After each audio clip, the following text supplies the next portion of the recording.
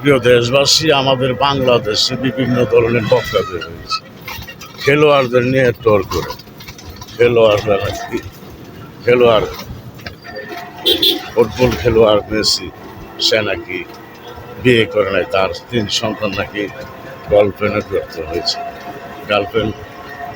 গার্লফ্রেন্ডের বিয়ে না করে গার্লফ্রেন্ডের 3 বাচ্চা।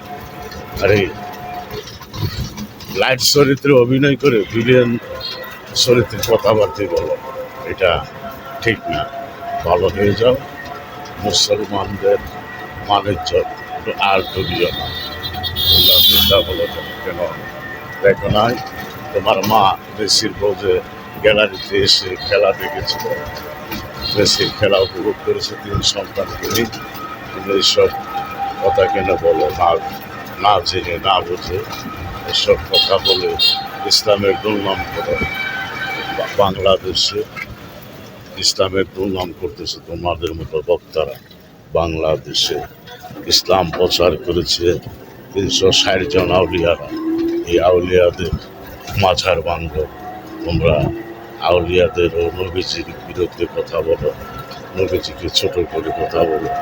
আউলিয়াদেরকে মানানো লাগবে না, আল্লাহ মানবে। নবী ছোট করে কথা বলো নবীজিকে। তোমাদের মতন এইসব নাফরমান বক্তাদের জন্য এই বাংলাদেশে ইসলামের কলঙ্ক হচ্ছে। ভালো হয়ে যাও, এখনো সময় আছে। তা না হলে তোমাদেরকে আইনের আওতায় আনা হবে।